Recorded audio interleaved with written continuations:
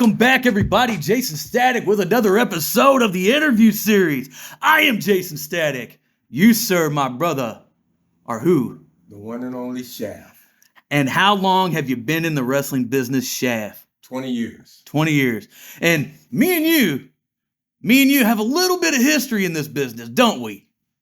A lot of history. Ain't no little bitty. A little bit. Maybe a lot, maybe a little bit. It's a lot. But just to run it by you guys, if it wouldn't have been for this gentleman right here, I would have never been in the wrestling business. So Shaft was my entrance into the wrestling business, just like all my guys from the Fight Club crew. I was their entrance. But you know how this goes. I've got two questions for you. Are you ready? Ready.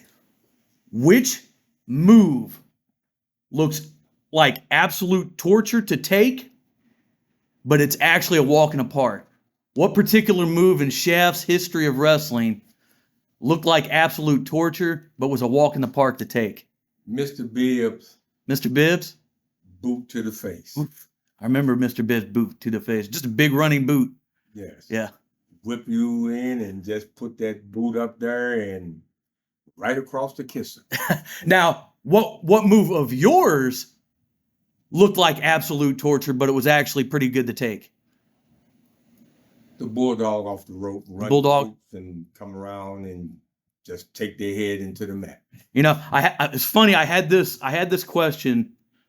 Another guy answered this question, and I told the guy my one thing was absolute. It looks like absolute torture to take, but it was actually pretty easy to take, and I only remember taking it from a handful of guys. One was Philly, one was you, and another one was Philly, and another one was you. Wow. And it was the power driver. I don't know if you did them that often, but for some reason, anytime you had me in a ring, everybody wanted to power drive me. I don't know why. And, it's a real simple move. And we both protect each other. I protect you and you protect yourself. Right. And, the move, if it's done correctly, is a walk in the park. Right. Yeah, absolutely. And that's the main thing. Even though accidents do happen in this profession, it's just we pray that when we walk in, we walk out. Yeah. And, I didn't witness some had the injuries and stuff like that. Yep. Knees, shoulders, and ankles. Right. Right there in the match, but it's protecting each other. Yeah, that was my one thing as the power driver, because for some reason, anytime anybody got me in a ring, they always wanted to do something crazy with me. Yeah. Because I was always one of those guys. I was like, I'll take a crazy move. I don't care. Yeah. But I guess it's because I was good at selling them and I could protect myself and make the bump look absolutely nasty looking. And ooh. Yeah. Yes. But, funny thing, you said Mr. Bibbs' big boot is my running big boot that I ended up doing when I turned heel. I actually took that from Mr. Bibbs. Yeah. And, everybody take moves in this business. Yeah. It's, and I'm going to Buddy Rogers with his figure 4. Right.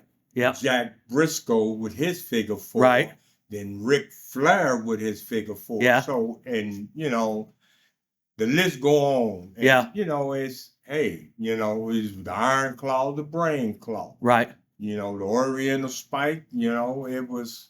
Yeah, the Samoan Spike, Oriental Spike, yeah. Everything basically the same. Yeah. And hey, some was successful.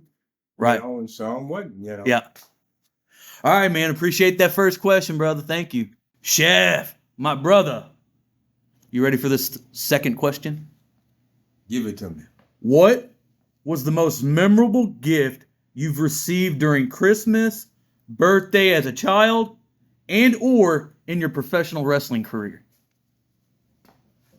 Well, as a kid, a drum set. Drum set? Oh, okay. That's something I didn't know.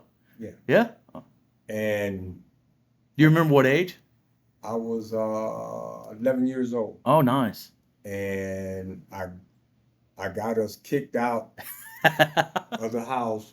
The landlord was downstairs and we was upstairs. And Saturday morning, I just woke everybody up. Didn't know how to play, but I made a whole lot of noise. Right. So we end up having to move, and we moved right up the street where we had to leave. And, you know, my mother and the landlord, they were still good friends. Right. You know, hey, banging, banging, and banging. They don't like that banging. Now, what was your most memorable gift that you've ever gotten from a fan or actually in the professional wrestling business? Well, these are two different fans. Mm-hmm. When I would come out, Rob and Karen would give me a box of dots as I come out. Oh, okay. They would give me, and basically it was like every month they'd give me a box of dots. Yeah. And Debbie Carter and Christy Carter, they gave me a bottle of bubble bath. Right. You know, and you know those two stick out. You know, what's the significance of the dots and the bubble bath? The dots, because I like the candy. You like the dots candy, yeah. And the bubble bath, they knew I'd take bubble bath. You a bad man in that bubble bath. Man. Hey, there ain't nothing wrong with bubble baths. And just to let everybody know, I still take bubble bath. Yes. You know, hey, 66 years old, I just bubble bath. Hey, there ain't nothing wrong with bubble baths. And just to let you know, when I go, when my wife go, it's 8 bottles of bubble bath.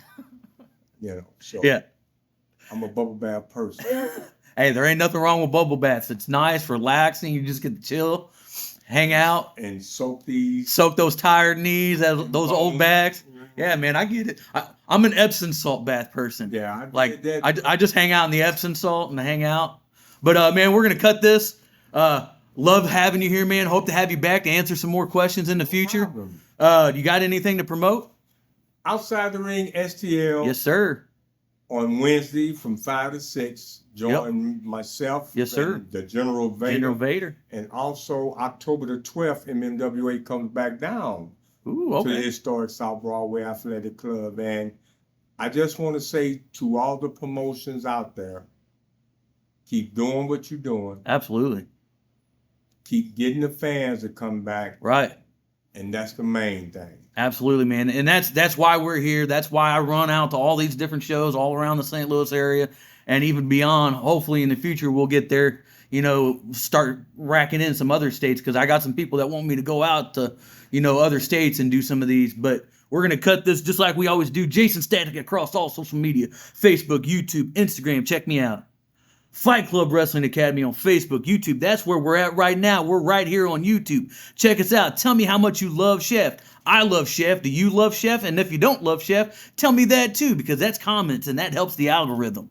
And that's what we need. And last but not least, the big secret weapon that I have and only about 110 people know, and now you, the 111th person, know, Chef. We are 138co.com. That's my website, where you can get the Jaysin Static merch, the Fight Club Wrestling merch, and the super secret weapon, 138 Streetwear, the streetwear brand for pro wrestlers. All right then. Now check us out, guys. Chef, appreciate you, brother. Love you, man. Thank you. Love you too.